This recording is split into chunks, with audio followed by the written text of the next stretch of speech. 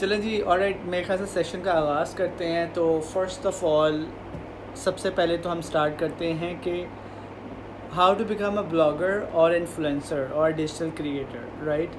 तो इन सबसे पहले जो है आप लोगों को ये पता होना चाहिए कि ब्लॉगर होता क्या है, ब्लॉगर की डेफिनेशन क्या है। अच्छा, ब्लॉगिंग जो है ना, वो असल में वेब ब्लॉगिंग से स्टार्ट हुई थी। जो वेबसाइट पे आप जाके वेब ब्लॉग करते थे, वहाँ लिखते थे। ब्लॉगिंग का मतलब क्या होता है? ब्लॉगिंग का ये मतलब होता है कि किसी भी चीज़ के बारे में लिखना। फॉर इंस्टेंस, किस चीज़ के बारे में आप किसी रेस्टोरेंट पे गए हैं या फैशन के बारे में लिख सकते हैं, या ईटीसी किसी चीज़ के बारे में अपनी अपनी अप उस चीज़ को लिख के लाना अपनी कंटेंट की सूरत में, राइटअप की सूरत में। या इन अदर वे, अगर एक ग्रुप बैठा हुआ है उसमें से 2 लोग जो हैं वो उसमें लिख सकते हैं और अच्छा लिख सकते हैं, उनको हम ब्लॉगर कहते हैं। ये एक टर्म है जिसको हम, एक वर्ड जिसको हम ब्लॉगिंग कहते हैं। इन्फ्लुएंसर क्या होता है? इन्फ्लुएंसर का मतलब है किसी से मुतासिर होना या मुतासिर करना, ठीक है, या इम्प्रेस होना। अगर आप मेरी बात जैसे गौर से सुन रहे हैं तो दैट शोज़ कि आप इन्फ्लुएंसर हैं और मैं इन्फ्लुएंसर हूँ, और मैं जो कह रहा हूँ वो आप मेरी बात गौर से सुन रहे हैं, राइट। तो ये इन्फ्लुएंसर होता है। ब्लॉगर जो है वो लिखता है, इन्फ्लुएंसर जो है वो लिखता भी है और बोलता भी है, राइट। और डिजिटल क्रिएटर क्या होता है? क्योंकि अगर आप इंस्टाग्राम पे देखें, डिजिटल क्रिएटर क्या होता है, एक ऑप्शन है जहां आप अपनी कैटेगरी में जाके आप अपने आप को डिजिटल क्रिएटर लिख सकते हैं, राइट। तो डिजिटल क्रिएटर क्या होता है? डिजिटल क्रिएटर को आसान तरीके से मैं आपको बता दूं तो वो कंटेंट क्रिएटर होता है। अब मज़े की बात ये है, जो कंटेंट क्रिएटर है ना, वो इन्फ्लुएंसर भी होता है और वो ब्लॉगर भी होता है, ठीक है। तो ये चीज़ आप लोगों को क्लियर होनी चाहिए कि बेसिक्स जो ये ब्लॉगिंग है, इन्फ्लुएंसर और डिजिटल क्रिएटर है, ये होता क्या है। ये बिल्कुल बेसिक्स है, राइट। आपको समझ आता जाए, नीचे लिखते जाए, ताकि आपको आसानी, आपके लिए भी आसान हो जाए, मुझे भी पता चल जाए कि आप लोगों को ईज़िली समझ आ गया। अच्छा, अब मेरा पहला सवाल है, अब मैं सवाल की तरफ आता हूँ, वो है how to become a blogger. Alright, मेरे ख्याल से जैसे आजकल हम लोग क्वारंटीन में हैं काफ़ी अर्से से, 3 हफ्ते हो गए हैं, तो that is the right time to become a blogger, सही है, और इन्फ्लुएंसर बन जाएं, ठीक है, या डिजिटल क्रिएटर बन जाए। वो इस वजह से अच्छा है कि आप इस टाइम बन सकते हैं, क्योंकि अब 1 महीने बाद या 2 महीने बाद मार्केट्स दोबारा रीओपन होंगी। तो आपका, क्योंकि आपने इनिशियली स्टार्ट किया होगा, तो उस स्टार्ट के बाद आप लोगों को, आप प्रोफेशनल, सेमी प्रोफेशनल हो जाओगे, उसके वजह से आप इजीली लिख सकोगे अपने ब्लॉग के बारे में। तो ब्लॉगर बनते कैसे हैं? ब्लॉगर बनने के लिए ज़रूरी ये है कि आपको लिखना आना चाहिए, आपकी राइटिंग स्किल्स अच्छी होनी चाहिए, ठीक है, वो बहुत ज़रूरी है। राइटिंग स्किल्स अच्छी नहीं होंगी, अगर आप अच्छा लिख नहीं सकते हो या अच्छा वीडियो को एडिट नहीं कर सकते हो, तो इसका मतलब है कि आप का लिए थोड़ा टफ़ है ब्लॉगर बनना। ब्लॉगर बनने के लिए ज़रूरी ये भी है कि आप काफ़ी आर्टिकल्स डिफरेंट पढ़ो, फ़ैशन के बारे में पढ़ो, न्यूज़ चैनल्स देखो, फ़ैशन की न्यूज़ देखो। अगर आप फ़ैशन के बारे में लिख रहे हो तो जो भी चीज़ आप लिख रहे हो ना, उसके बारे में आपके पास नॉलेज होना बहुत ज़रूरी है, फिर ही आप कुछ लिख सकते हो ना। आप अपनी तरफ से नहीं लिख सकते। या ऑन द अदर हैंड, आप अपना एक्सपीरियंस जो है वो शो कर सकते हो। मतलब आप, फॉर इंस्टेंस, आप किसी रेस्टोरेंट में जाते हो या किसी भी जगह जाते हो, तो आप उसके बारे में लिख सकते हो, राइट। तो ब्लॉगिंग ये होती है। चांद प्लीज़ नीचे सवाल भेजें, यहाँ कमेंट्स पढ़ना मेरे लिए मुश्किल होगा, ठीक है। तो ये आप इस तरह ब्लॉगर बनते हैं जब आपको लिखने की टेक्निक आती हो, आपको फ़ोटोग्राफ्स खींचने की टेक्निक आती हो, आपको कंटेंट राइट करने की टेक्निक आती हो। तो ये चीज़ें बेसिक चीज़ें हैं जो आपकी प्रेजेंटेशन को मैटर करती हैं, राइट। अब फॉर इंस्टेंस हम बात करते हैं, अच्छा, जो सबसे बड़ा सवाल है, अब हर कोई ना पिछले 2 साल के अंदर, 3 साल के अंदर हर कोई ब्लॉगर बन रहा है। जिनके प्राइवेट अकाउंट्स से उन्होंने पब्लिक अकाउंट्स कर दिए और वो ब्लॉगर बन गए।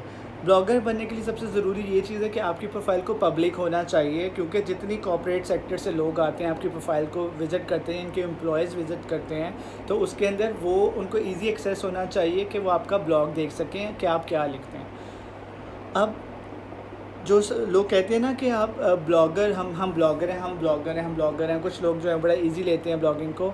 अच्छा, अनफॉर्चुनेटली हियर इन पाकिस्तान ना, there is no such institution जो ब्लॉगर बना सके आपको, या जो कंटेंट आपको लिखना सिखा सके। तो ऐसा तो नहीं है। तो डेफिनेटली आपको क्या करना है, आपको गूगल से या यूट्यूब से उसकी हेल्प लेनी है।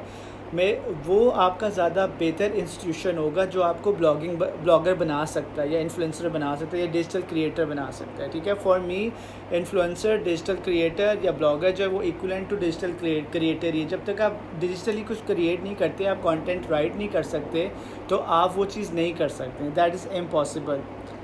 वो हो नहीं सकता, वो पॉसिबल नहीं है, ठीक है।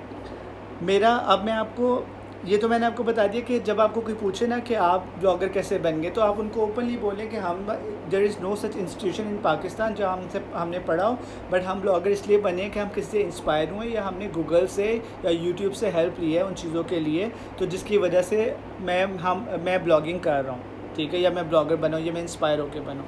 ना मेरा चौथा सवाल है, how you contact bloggers influencers for your corporate events. Alright, अब ये सवाल बहुत ज़रूरी है। वो सवाल इसलिए ज़रूरी है कि काफ़ी जो ऑलरेडी एग्जिस्टिंग ब्लॉगर्स हैं, जो वो इनिशियली ब्लॉगर्स हैं जो बन रहे हैं या वो रास्ते में हैं अभी बनने के, तो उनको सबसे पहले यही होता है कि हम लोगों मतलब हमें क्यों नहीं कॉर्पोरेट सेक्टर जो है ना वो पिच करता, या हमारे पास क्यों नहीं वो आता, ठीक है। तो उसके लिए सबसे ज़रूरी क्या है, आपका जो कंटेंट है वो सबसे अच्छा होना चाहिए, आपकी पोस्ट इंगेजमेंट सबसे अच्छी होनी चाहिए, आपको लिखना आना चाहिए, सही है। और आपकी जो फोरमोस्ट चीज़ है ना, जब आप कोई भी ब्लॉग अपना बनाते हैं ना इंस्टाग्राम पे, तो उसकी डिस्क्रिप्शन जो है, अब डिस्क्रिप्शन पे आपने इतना लंबा इंट्रोडक्शन नहीं देना है। डिस्क्रिप्शन के अंदर आप सिर्फ अपनी कैटेगरी बताएं कि आप लाइफस्टाइल पे लिख रहे हैं, आप फैशन पे लिख रहे हैं, आप स्पोर्ट्स पे लिख रहे हैं, आप न्यूज़ पे लिख रहे हैं, आप एंटरटेनमेंट पे लिख रहे हैं, आप किसी चीज़ पे या आप फूड पे लिख रहे हैं, ठीक है।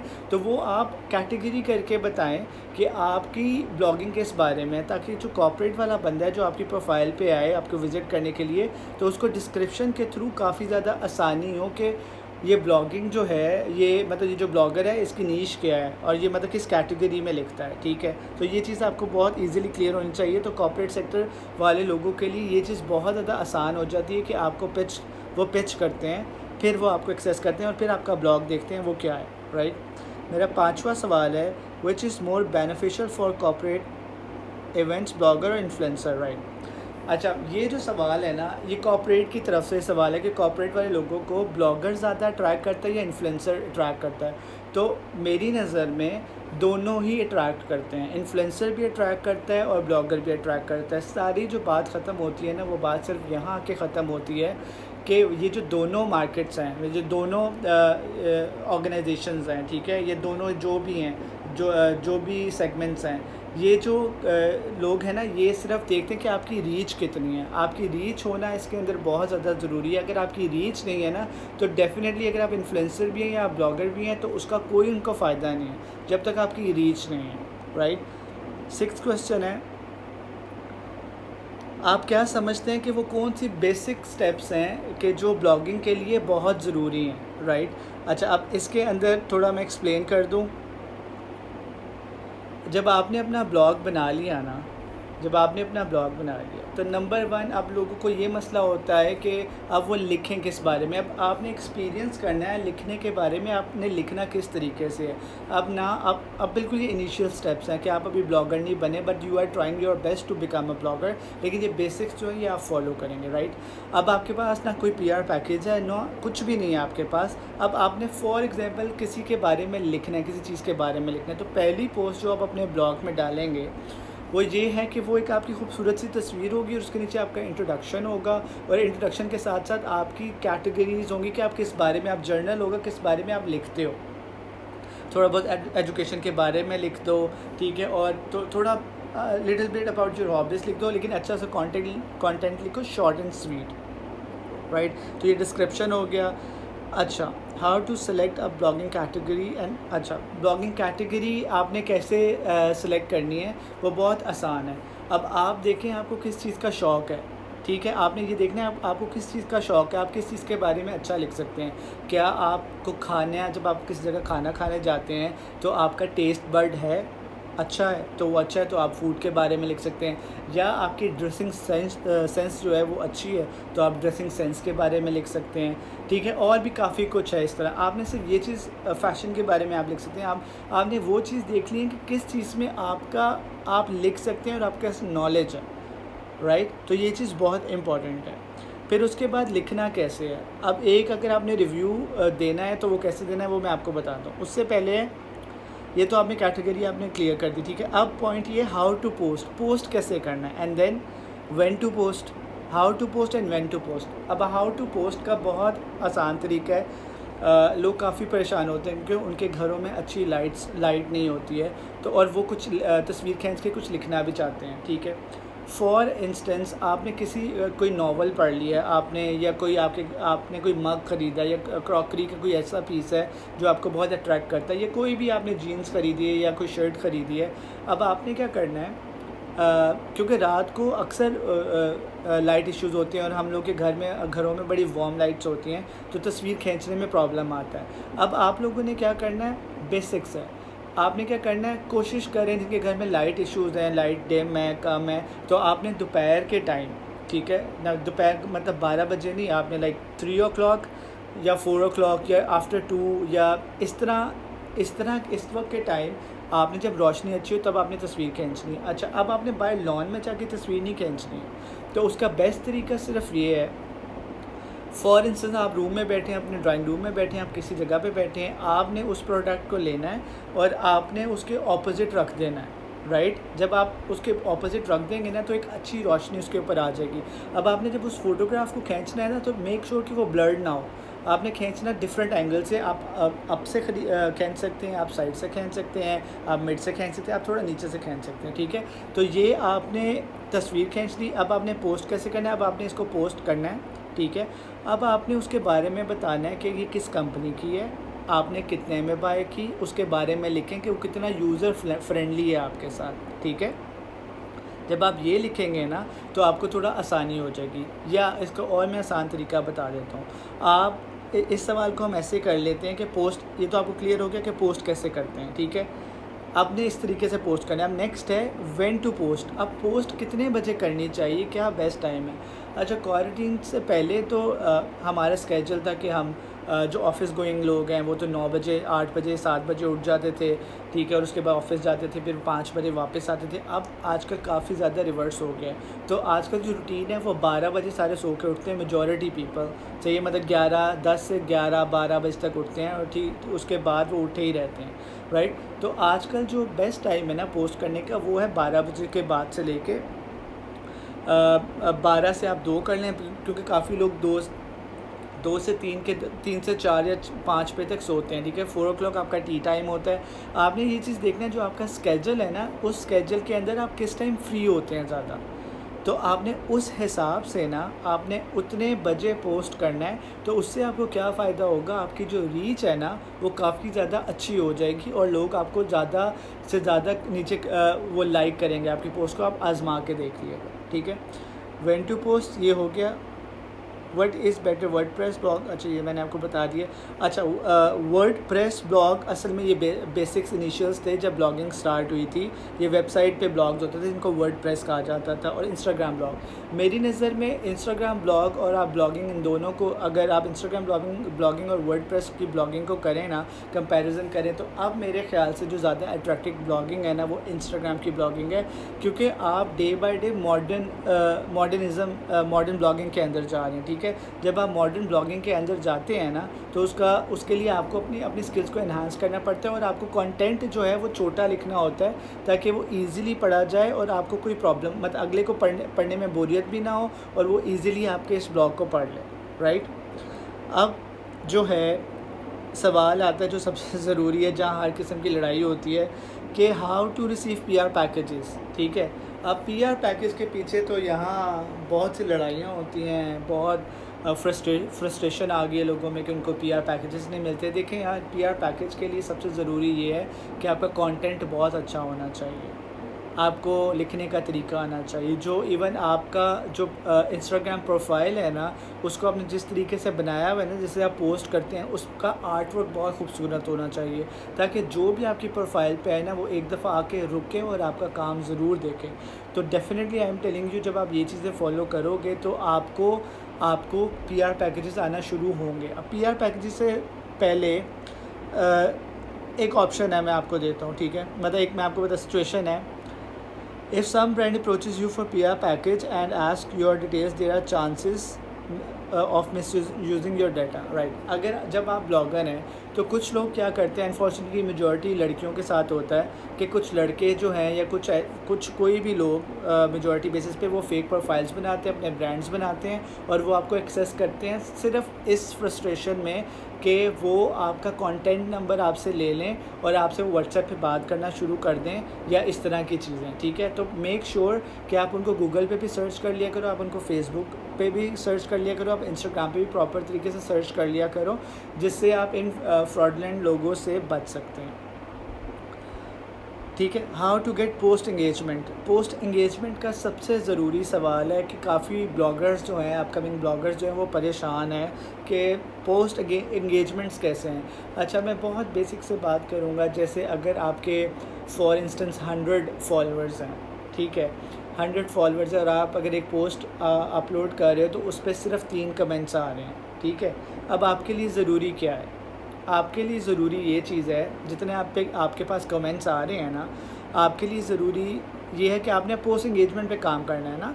अब पोस्ट एंगेजमेंट पे आप कैसे काम करोगे? नेचुरली जिन लोगों को आप फॉलो कर रहे हैं या जो आपको फॉलो बैक कर रहे हैं, अब आपने जाके उनकी प्रोफाइल्स पे भी जाना है और उनके काम को भी सराहना है, ठीक है। जिनके अगर 100 फॉलोअर्स हैं, उनको 2 कमेंट्स आते हैं, तो वो डेफिनेटली ये चीज़ देखने वाले हैं कि ये आपने सिर्फ ये करना है कि आपकी प्रोफाइल में जितने फॉलोअर्स हैं ना, या जितने पब्लिक अकाउंट्स हैं जिनको आप फॉलो करते हो, आपने उनकी प्रोफाइल्स पे जाके रेगुलर बेसिस पे कमेंट करना शुरू कर देना।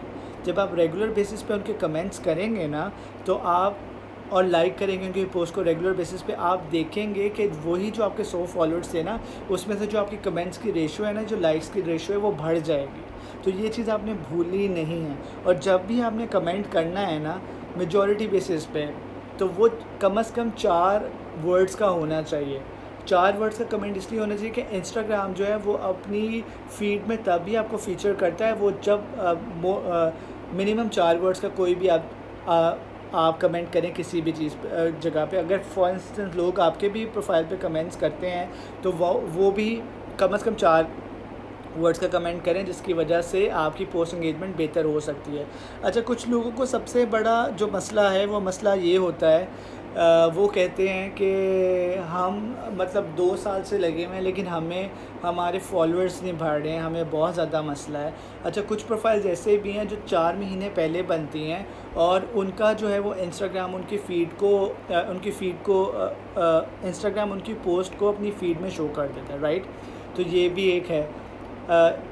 अगर आपकी प्रोफाइल पिक्चर काफ़ी अच्छी है, मतलब आपकी पोस्ट बहुत अच्छी है, अट्रैक्टिव है, तो डेफ़िनेटली जैसे काफ़ी इन्फ्लुएंसर्स हैं, वो आप उनकी नज़र के सामने से आपकी पोस्ट गुजरती है और वो आपकी अगर पोस्ट के नीचे कमेंट कर दें या कुछ ऑथेंटिक प्रोफाइल जो इंस्टाग्राम पे वो नीचे कमेंट कर दें 3-4 दफ़ा, तो उसका ये सबसे बड़ा आपको फ़ायदा होता है कि इंस्टाग्राम आप लोगों को अपनी फ़ीड में फ़ीचर कर देता है। तो ये बहुत ज़्यादा अट्रैक्टिव हो जाता है कभी कभार लोगों के लिए। और आपने देखा होगा कुछ अकाउंट्स जो हैं वो 3 से 4 महीने के अंदर बहुत अच्छे तरीके से ग्रो करते हैं। तो वो एक रीज़न ये होती है कि वो ग्रो किस तरीके से करते हैं, क्योंकि वो बेसिक्स को फॉलो करते हैं, वो लोगों की प्रोफाइल्स पे जाके कमेंट्स करते हैं और फिर ऑन द अदर हैंड उनकी प्रोफाइल पे भी एज इट इज़ कमेंट्स वापस होते हैं, ठीक है। तो ये एक तरीका है ग्रो करने का। But most of the time Instagram पे कमेंट्स फॉलोअर्स हासिल करना बहुत मुश्किल काम है, क्योंकि उन्होंने काफ़ी ज़्यादा आपकी रीच पे और आपकी पोस्ट पे रीच पे और फॉलोअर्स पे रिस्ट्रिक्शन लगाई हुई है। तो एक ये बहुत डिफ़िकल्टी है। यहाँ मेरे ज़हन में एक सवाल आता है, वो सवाल ये आता है, चलो मैं 1 बाय 1 चलता हूँ। अब मेरा नेक्स्ट है सवाल जो मैं लिखा हुआ है, how can you make IGTV videos, are those videos useful. मैं पानी पी लूँ।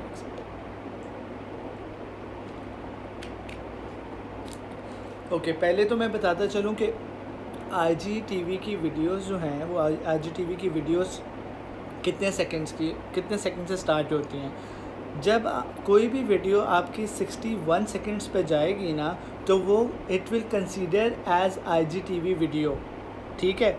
और जितनी वीडियोस आपकी लेस देन 60 सेकंड्स वाली होंगी ना, that will consider your normal video, जो आपकी पोस्ट में फ़ीचर होंगी।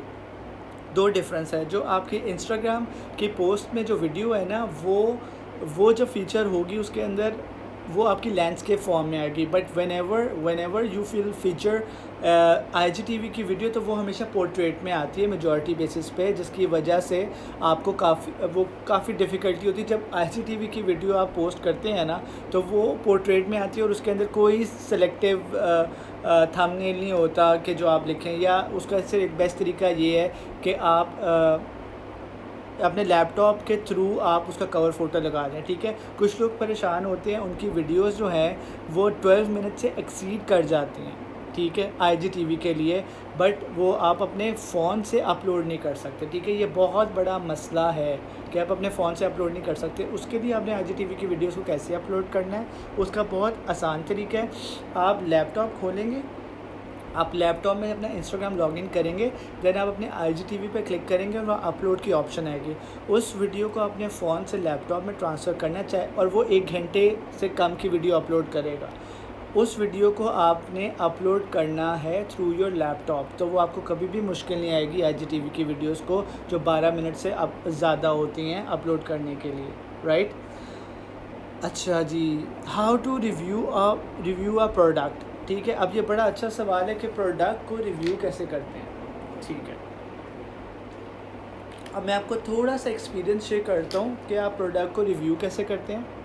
फॉर इंस्टेंस, आप पिज़्ज़ा हट जाते हैं, आपने पिज़्ज़ा हट गए, आपने फजीता मंगवा लिया, एक सुप्रीम मंगवा लिया, ठीक है, वो ऑर्डर आया। अब आपने उसकी पहली बाइट ली, आपको समझ आया कि आपको वो कैसा लगा, या वो अच्छा था या तो वो बुरा था, या तो वो बस ठीक था, या तो उसमें टिक्का बोटीज़ कम थी, या उसका मसाला बहुत स्पाइसी था। ये चीज़ें आपने देखनी है, ठीक है। फिर वो कितने टाइम पे आया ये भी आपने ज़हन में रखना है। देन वो किसने सर्व किया और किस तरीके से सर्व किया वो भी आपने देखना है। और जब आप बैठे होंगे कितना हाइजेनिक था, क्या उन लोगों ने हाइजीन का ख्याल रखा हुआ था कि नहीं रखा हुआ था, आपने ये भी गौर से देखना है, ठीक है। अब आपने प्रोडक्ट का रिव्यू कैसे करना, आपने उसकी तस्वीर खींची, आप घर गए, जब आप घर चले गए, अब आपने वो जो रिव्यू स्टार्ट करना है वो फर्स्ट ऑफ़ ऑल आपने अपने जगह का बताना है कि जगह कौन सी थी। देन आपने बताना है कि आपने जो ऑर्डर प्लेस किया था वो कितनी देर में आया, किसने वो ऑर्डर दिया आपको, वो साफ़ सुथरा था और उसने किस तरीके से आपको सर्व किया। देन आपने लिखना है पहली बाइट से अपना एक्सपीरियंस कि आपने जब पहली बाइट ली तो वो कितनी मज़े की चीज़ थी, ठीक है, वो कितनी मज़े की चीज़ थी। तो ये सबसे ज़रूरी चीज़ है। देन आप उसके हाफ़ में जाएं, हाफ़ में जाके क्या वैसे ही टेस्ट था, और जब आपने ख़त्म किया तो आपका कैसा एक्सपीरियंस था, ठीक है।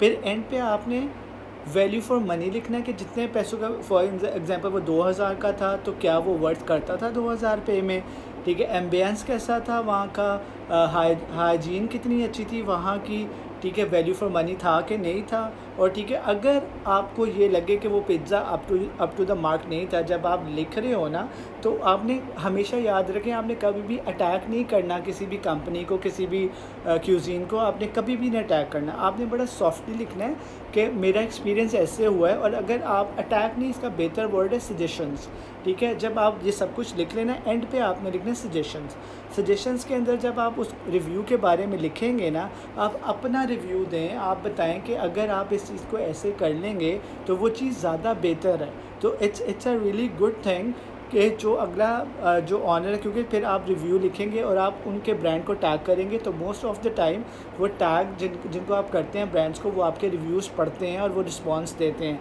एंड काफ़ी लोगों का मनी बैक भी कर लेते हैं, और या वो अपने आप को अपने पास दोबारा इनवाइट कर लेते हैं। तो ये एक बहुत बड़ी बात है। आपने कभी भी टैग नहीं करना, वो आई हेट दिस प्लेस, ऐसे वर्ड्स नहीं यूज़ करने, I will not recommend to other people, सही है, दिस एंड दैट। आप वो ये चीज़ तब आके लिखें जब आपका वहाँ का स्टाफ जो है वो आपसे बदतमीज़ी करता है, या इस तरह के काफ़ी लोग हैं वो आपसे बदतमीज़ी करें, तब आप लिखें, ठीक है। अदरवाइज़ प्रोफेशनल वे जो लिखने का वो यही है, आपने सॉफ्ट एंड काम रहना है, अपने आप को रिलैक्स रखना है और उस कमेंट को लिखना है और उस रिव्यू को लिखना है, और उसके नीचे सजेशंस के अंदर आप क्लियरली बताएंगे कि आपको क्या मसला दरपेश आया था। जितने लोग मुझे सुन रहे हैं, प्लीज़ नीचे जो क्वेश्चन मार्क आया हुआ है ना, जो क्वेश्चन मार्क बने हुए, आप अपने सवाल लिख के मुझे वहाँ भेज सकते हैं। जब मेरे सवाल ख़त्म हो जाते हैं ना तो मैं आप लोगों के फ़ौरी आपके सवालों के जवाब का रिप्लाई दूँगा, ठीक है। होपफुली आप लोगों को समझ आ रहा होगा। मैं काफ़ी आसान अल्फाजों में इसलिए समझा रहा हूँ कि आजकल कोई भी ब्लॉगर बनना चाहे तो वो आसान बहुत आराम से बन सकता है अगर वो ये टेक्निक्स को फॉलो करता है, right. What is a shout out? What is a shout out? And it is useful for market your blog. Right, ये बहुत अच्छा सवाल है.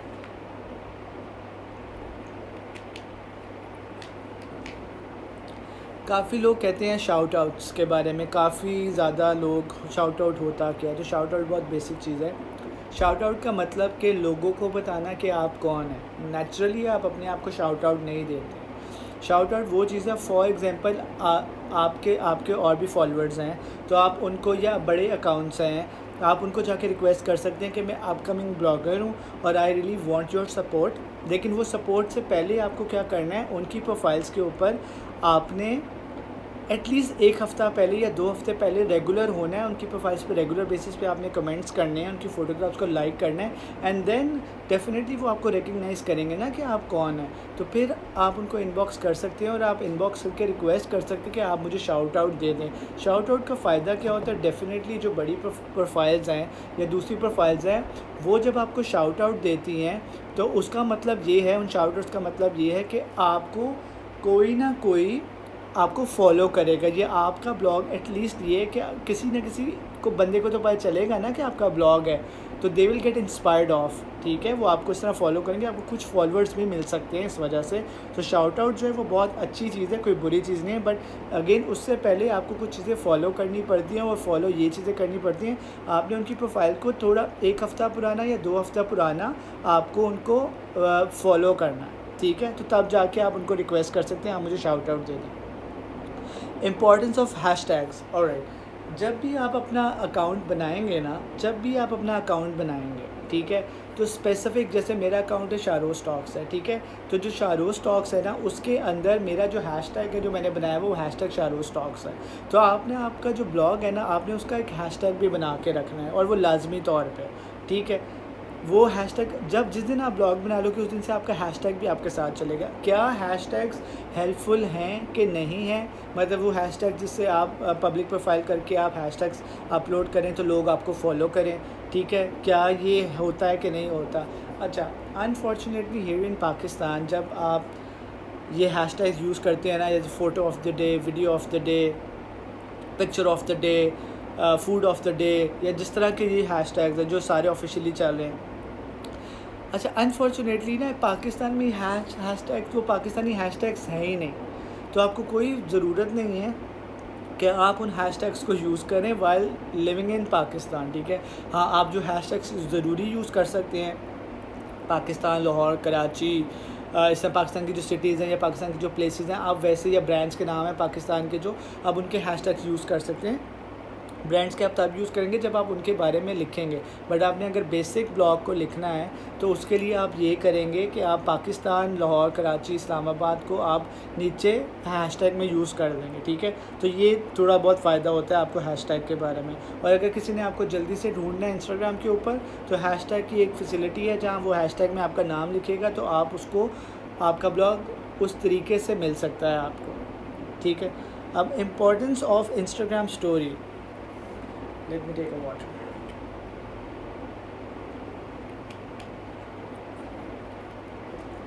इंस्टाग्राम स्टोरी का फ़ायदा क्या है.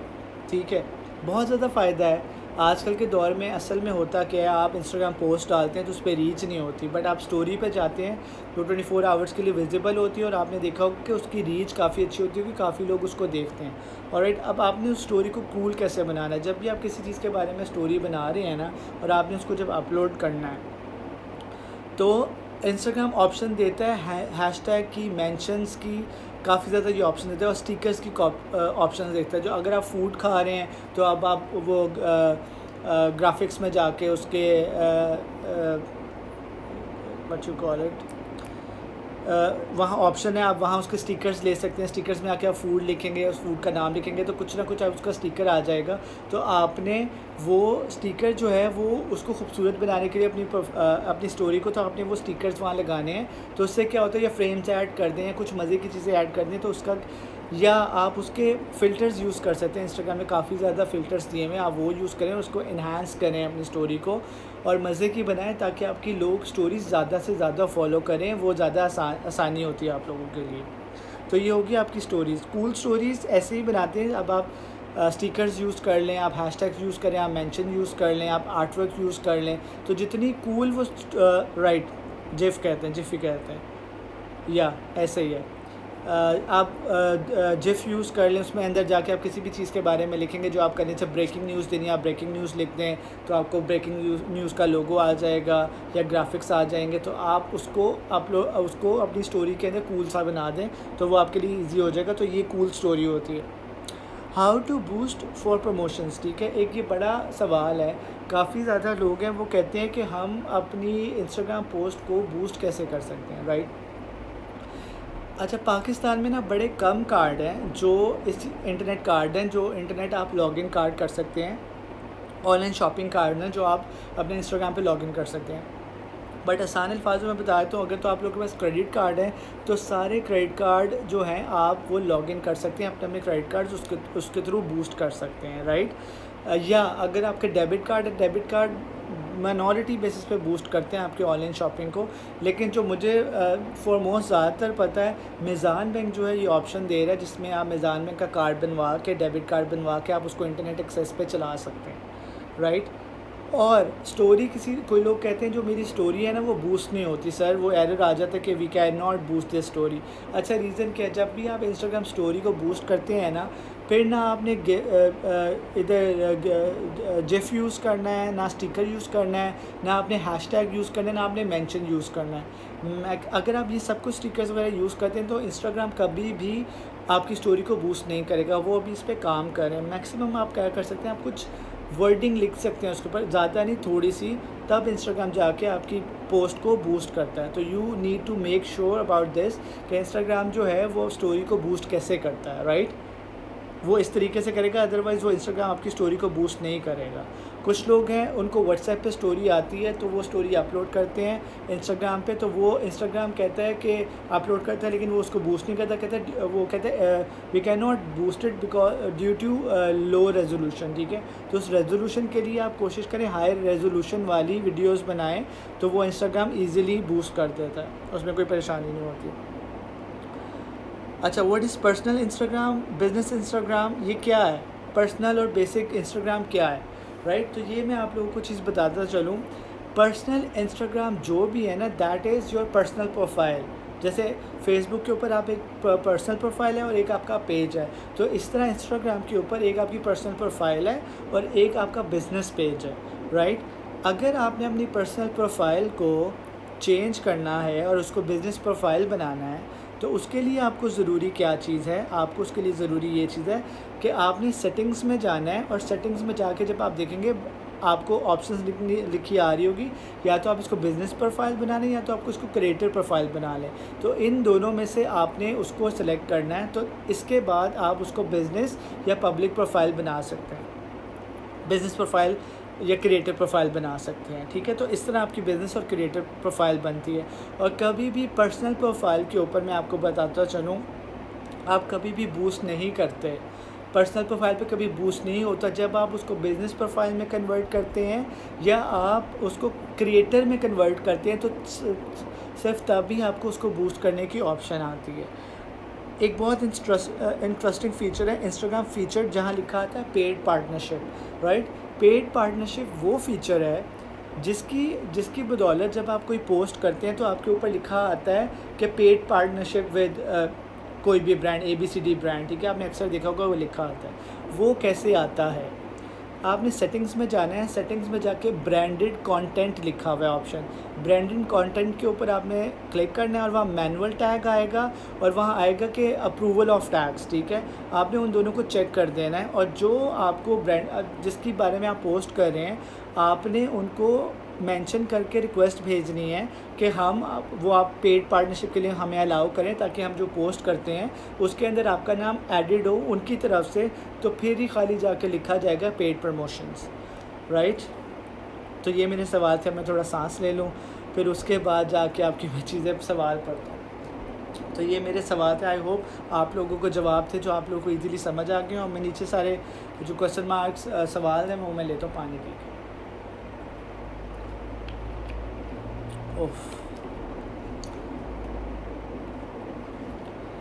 Alright, so let me take the questions. By the way मैं ये चीज़ कॉपी कर दूँ यहाँ।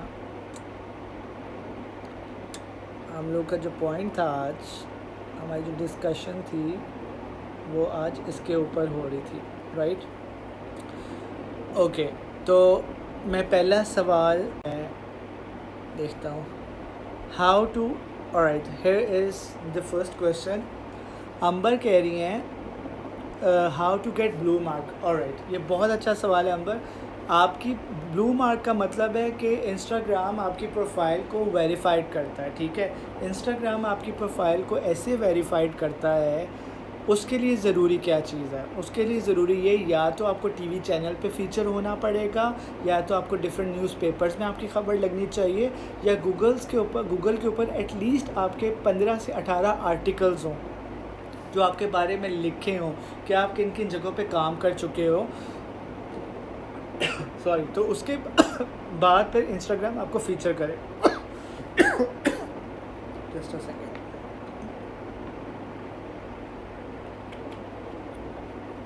ओके, तो फिर जाके इंस्टाग्राम को आप रिक्वेस्ट सेंड करेंगे कि आप हमें फ़ीचर करें, मतलब मैं ब्लू मार्क चाहती हूँ। अगेन ये ऑनेस्टली इंस्टाग्राम के ऊपर डिपेंड करता है कि वो आपको अलाउ करता है कि नहीं करता, राइट? तो ये उसका राइट आंसर है कि आप वेरीफाइड कैसे होते हैं, क्योंकि आपने कुछ अकाउंट्स देखे होंगे जिनके एक फॉलोअर भी होता है, इंस्टाग्राम उनको वेरीफाइड कर देता है। असल में इंस्टाग्राम जो है ना वो कनेक्टेड है गूगल के साथ। गूगल के ऊपर जितना डेटा आपके बारे में पड़ा हुआ है ना, वो उसके बिहाफ पे वो आपका अकाउंट को वेरीफाइड करता है। तो आपने ये चीज़ ज़रूरी देखनी है कि आपके गूगल पे कितना डेटा पड़ा हुआ है। Alright, let me take my second question. अच्छा, ब्लू मार्क का हो गया, how to get a blue mark. Hi brother, मैंने 14 followers. Okay, followers matter, but there are so many people in market doing some same work. What we can do to make different?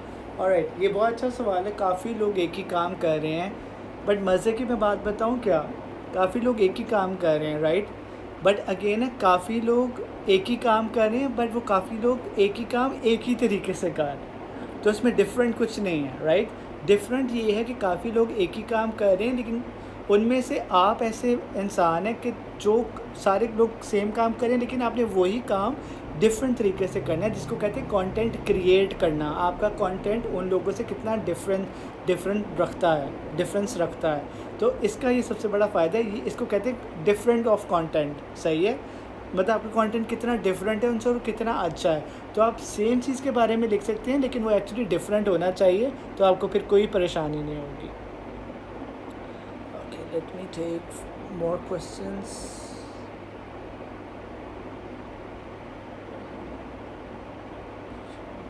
Okay, हिब्बा तारिक।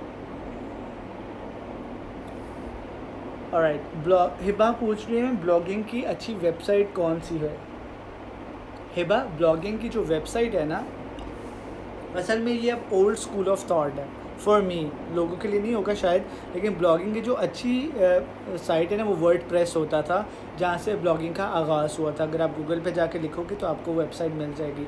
अब क्या हो चुका हुआ है, ये जो ब्लॉगिंग है ना, ये ब्लॉगिंग मॉडर्न हो चुकी हुई है, और लोग जैसे फेसबुक के ऊपर भी कुछ लिख के अपना पेज बना के अपना ब्लॉग बना के पोस्ट कर देते हैं, इंस्टाग्राम के ऊपर भी लोग अपना ब्लॉग बना के उस प्रोडक्ट के बारे में आप कुछ लिख सकते हैं, अपनी राय दे सकते हैं। तो अच्छी वेबसाइट तो वर्डप्रेस है, लेकिन अब आप इंस्टाग्राम पे भी ब्लॉगिंग कर सकते हैं अगर आप चाहें।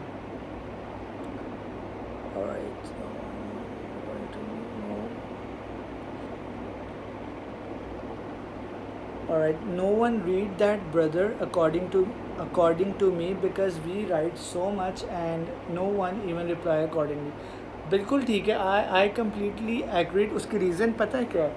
आप हमेशा एक बात रखें, आप बात याद रखें, आप किसी भी चीज़ के बारे में रिव्यू देते हैं ना, किसी भी चीज़ के बारे में आप रिव्यू लिखते हैं, तो वो शॉर्ट एंड स्वीट होना चाहिए। वो इतना लंबा नहीं होना चाहिए, क्योंकि हर कोई बोर हो जाता है। या आपने अगर उस कंटेंट को लिखना है ना, तो आपने उस कंटेंट को इतने मज़ेदार तरीके से लिखना है कि अगला बंदा मजबूर हो जाए कि वो आपके उस आर्टिकल को वो आपके ब्लॉग को वो पूरा कम्प्लीटली A to Z पढ़े, राइट? तो वो कभी भी बोर नहीं होता। बट मेरी कोशिश होती है, जब अगर I am not even a blogger, but जब हम लोग के ब्लॉग पढ़ते हैं या उनके ब्लॉग्स के अंदर अट्रैक्ट होते हैं, तो सबसे पहली चीज़ जो हम देखते हैं कि वो शॉर्ट हो और मज़े का लिखा हो। तो वो जितना मज़े का लिखा होगा ना, उतना पढ़ने का मज़ा आएगा, right? Okay, let me take more questions. Okay, what is the okay, ये सवाल तो मैंने कर लिया है, बस ब्लॉग एडिट करने वाला रह गया। ऑलराइट, चले जी, ये सवालात तो मेरे एंड से जो मुझे आए हुए थे वो मैंने बता दिए, एंड मैंने अपनी तरफ से जो 26 क्वेश्चंस बनाए हुए थे वो भी मैंने आप लोगों को समझा दिए हैं। What do you think, it is helpful for you? आपको समझ आया जो मैंने बताया, और कितना आगे आने के लिए आपको ये आसानी होगी? तो मैं इसके लिए ये कर सकता हूँ कि ये जो सेशन मैंने दिया है, ये आप मैं इसको सेव कर लूँगा, तो ये आप कभी भी मैं 24 आवर्स के अंदर अंदर आप इस वीडियो को दोबारा देख सकते हैं या आप लोगों को बता सकते हैं इसके बारे में, राइट? तो आई एम नाउ अवेलेबल। अगर आपने मुझे वीडियो कॉल करना है तो आप मुझे कर सकते हैं, और मैं आपको वीडियो कॉल पे ले सकता हूँ और हम बात कर सकते हैं किसी भी टॉपिक पे। अगर आप मेरे से सवाल पूछना चाहें तो वो जल्दी कर लेते हैं। Alright, let me read this. मैं अक्सर पोस्ट बूस्ट करती हूँ, तो लास्ट में मुझसे पेमेंट मेथड नहीं होता। मुझे बताएं, जहाँ क्रेडिट कार्ड से पे करते हैं वो कैसे करते हैं? ऑलराइट, क्रेडिट कार्ड के लिए आपका नाम क्या था? Sorry, online collectors. Credit card के लिए आपके पास सबसे पहले क्रेडिट कार्ड आपके पास होना चाहिए। सेकेंडली, जब आप उसको जब पेमेंट मेथड के अंदर जाते हैं, तो आप क्रेडिट कार्ड के जो ऊपर नंबर लिखा होता है वो आप 16 डिजिट्स होते हैं आई गेस, आपने वो नंबर लिखना है। उसके बाद CVV होता है, उसका कोड होता है, जो पहले होता है थ्रू डेट, एक्सपायरी डेट क्या है वो आपने देख के लिखनी होती है। फिर अगर आप क्रेडिट कार्ड को उल्टा करेंगे ना, तो उसके उल्टी साइड पे एक CVV कोड होगा जो 3 डिजिट्स का होगा, तो वो आपने कोड साथ डालना होता है। तो तब आपका क्रेडिट कार्ड लॉगिन होता है और आप तब अपनी पोस्ट को बूस्ट कर सकते हैं। So let me take another question. सवाल कहाँ गया? ओके, आई गेस मैंने इसका जवाब दे दिया। Tell me about the blue mark, however to get. आपको इसका जवाब मैंने दे दिया है कि आर्टिकल्स इंस्टाग्राम पे होने चाहिए, but it's really difficult to get a blue tick. उसकी रीज़न ये है कि आपको बहुत ज़्यादा हैपनिंग होना पड़ता है, आपको बहुत TV शोज़ में जाना होता है, आपको बहुत डिफरेंट इवेंट्स पे अपनी प्रेजेंस देनी होती है, आपको मीडिया के अंदर अपनी प्रेजेंस देनी होती है। लोगों को जो आपके ऊपर आपके ऊपर लोगों ने लिखा हो, आपकी फ़ैशन सेंस, आपकी पर्सनैलिटी के ऊपर लिखा हो, जब आप ये चीज़ें सारे लोग लिखते हैं, तब जाके आप इंस्टाग्राम को रिक्वेस्ट कर सकते हैं कि हमें ब्लू टिक दे दें। फिर भी वो रिक्वेस्ट करते हैं और इंस्टाग्राम की मर्ज़ी होती है कि देना है कि नहीं देना। जी, मैं इसका पूछ रही थी कि 3 डिजिट्स का कोड जो है कहीं नहीं मिल रहा।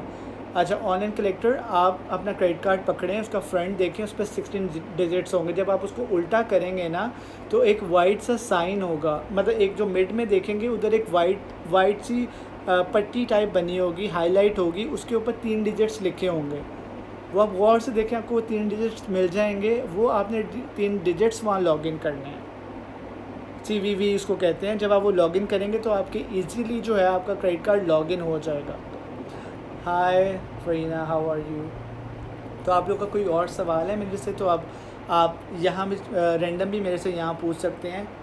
हाय, अस्सलाम वालेकुम, क्या हाल है? शाम ठीक ठाक हो?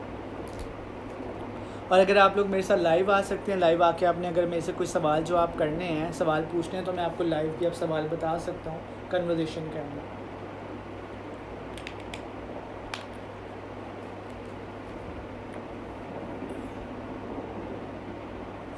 आपके सारे सवालों के तो जवाब दे दिए हैं। What if someone has 5K?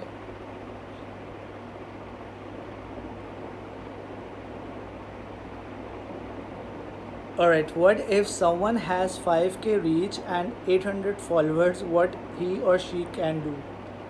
5k reach and 800, मतलब it can be done. I guess it's not a bad thing, it can be done. अगर आपके 800 फॉलोअर्स हैं, आपकी रीच 500 पे जा रही, देखो रीच हमेशा बढ़ सकती है, कंटेंट आपका मज़े का है ना, और जो आपकी प्रोफाइल पे हैं, क्योंकि आपकी प्रोफाइल तो पब्लिक है, अब वो पब्लिक आके आप लोगों को वो अब एक आप देख रहे हैं, एक एरोप्लेन सा बना होता है नीचे। अब आपकी जो पोस्ट है अगर वो अट्रैक्टिव है ना, तो काफ़ी लोग क्या करते हैं, आपकी पोस्ट को अपनी स्टोरी में फ़ीचर कर देते हैं। तो जब आपको अपनी स्टोरी में फ़ीचर कर देते हैं ना, तो उससे आपकी रीच बढ़ जाती है। तो ये चीज़ आप नोट करिएगा, ये बहुत हैपनिंग होता है। इसके लिए कंटेंट अच्छा होना बहुत ज़रूरी है। एनी एक सोल्ड ऑन फरीना, but IGTV video previews are not being shared on my story. क्यों नहीं शेयर हो रहे? Any idea what is happening? अच्छा, होल्ड ऑन। IGTV की जब आप वीडियो अपलोड कर रहे हो तो उसके प्रीव्यू क्यों नहीं अपलोड हो रहे? आप उसको पोर्ट्रेट में बना रहे हो, आप उसको लैंडस्केप पे बना रहे हो, या आप अपना फ़ोन आप किसी और फ़ोन से लॉगिन करके IGTV की वीडियो अपलोड करो। होपफुली आपके फ़ोन में कोई प्रॉब्लम आ रहा होगा, प्रीव्यू अपलोड हो जाता है। असल में IGTV के अंदर मसला पता है क्या है? उसके अंदर आप थंबनेल वैसे नहीं रख सकते जैसे आप एक सिंपल वीडियो के अंदर अपना रख सकते हो। उसका पोर्ट्रेट थंबनेल होता है, वो आपको यूजुअली बनाना पड़ता है खुद, और उसके ऊपर लगाने के लिए एज अ कवर फ़ोटो के लिए। उसका जो सबसे आसान तरीका फरीना, आपने क्या करना है, आप लैपटॉप खोल के अपना इंस्टाग्राम लॉगिन करें और IGTV के थ्रू अपलोड करें, और वहाँ एक अपना थंबनेल बना के ना आपने वहाँ से उधर कवर फ़ोटो अपलोड करनी है, तो वो इजीली हो जाएगा। जब आप अपने फ़ोन पे भी देखोगी ना, तो तब वो आ जाएगा, आप चेक कर सकती हो लॉगिन करके। ओके जी। और मुझे ये पूछना था कि बूस्ट के लिए अमाउंट 40 रुपये होते हैं पर डे, और मैं स्टार्ट लेकिन सर मेरे पे 210 से स्टार्ट हो रहा है, कम से कम इसका तो ज़्यादा है बूस्ट।